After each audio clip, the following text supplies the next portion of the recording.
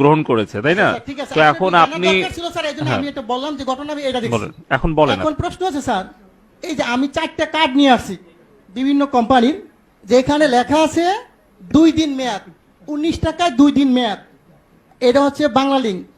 এখন আছে 19 টাকায় আপনার 24 ঘন্টা মেয়াদ রবি, আর এয়ারটেল আছে 19 টাকায় 31 দিন 3 দিন মেয়াদ, আর গ্রামীণে 2 দিন মেয়াদ। আমার প্রশ্ন হচ্ছে এই জিনিসগুলো কি স্যার পচা যায়? এটির মেয়াদ থাকবে কেন? আমার প্রশ্ন হচ্ছে মানুষের টাকা আপনি মনে করেন আমরা যদি 20 কোটি লোক হই, যদি 20 টাকা করে ভরি, আর একদিন সবাই কথা বললাম না, কত হাজার কোটি টাকা এই কোম্পানি নিয়ে যাচ্ছে, সিস্টেমের মাধ্যমে নিয়ে যাচ্ছে। এর আগে আমি বলেছিলাম, একটা নিউজে দেখাইছে 17 মিলিয়ন ভিউ হয়েছে। ওদিন থেকে উচিত ছিল এই সিস্টেমটাকে বাংলাদেশে বন্ধ করে দেওয়া। আমি বারবার বলেছি গরিব মানুষ ভিক্ষা করে, সে 20 টাকা ভরে। আপনি হয়তো জানেন না, আজকে বললাম সে তার মা মারা গেছে, বাপ মারা গেছে, সে কথা বললো না, তার মানে আমার টাকা চলে যাবে? হয় কেন? এই গ্রামীণ ফোন কোম্পানি বা অন্য কোনো কোম্পানি এরা কারা? এরা আপনাদেরকে না জানে হাজার হাজার কোটি টাকা সিস্টেমের মাধ্যমে নিয়ে যাবে। এটা কিন্তু স্যার সহ্য করার মতো না।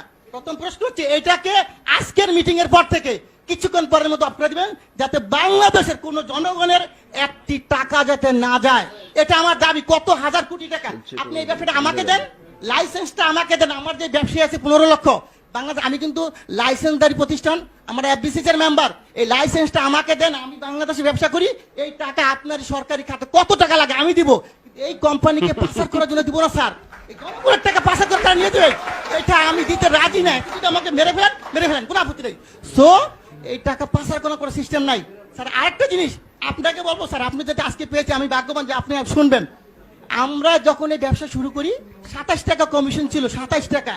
স্যার সরকারি কর্মকর্তা যিনি 2000 টাকা বেতন পেত, তার বেতন এখন 20,000 টাকা। কিন্তু এখন কত স্যার? আমাদের কিন্তু সেই 27 টাকাই রাখছেন। আমাদের কি কমিশন বাড়বে না স্যার? আমার প্রশ্ন হচ্ছে আপনারা অবশ্যই একটু কমিশনের ব্যাপার ব্যবস্থা করেন, যে এদের একটু ব্যবসা করে তারা। আমরা সবাই শিক্ষিত ছেলে স্যার, এখানে প্রায় 15 লক্ষ ব্যবসা করি। আমরা যারা ব্যবসা করি কোটি কোটি টাকা কামিয়ে দিচ্ছি, আমাদেরকে তো দেখবেন স্যার। আরেকটা কথা, টেলিটক আপনি হয়তো জানেন না। এই টেলিটকের ব্যাপারে আমি একবার বলছিলাম, বিটিআরসি 22 আমি হিন্দু, উনি সম্ভবত আমি জানি না, উনি আমাকে বলে এটা দায়িত্ব তো বাবা আমার না রে ভাই, এটা দায়িত্ব হইলো কার? বিটিআরসি না, টেলিযোগাযোগ। আমি ঠিক আছে, আমি যে স্যারকে পাই বলবো স্যার, আমার আপত্তি স্যার যদি মাইন্ড না করেন, আপনি দায়িত্বটা আমাকে দেন। আমার ব্যবসায়ীরা সবাই মিলে আমরা করি। বাংলাদেশে টেলিটককে কেমনে উড়াইতে হবে আপনি আমাকে সাপোর্ট দেন।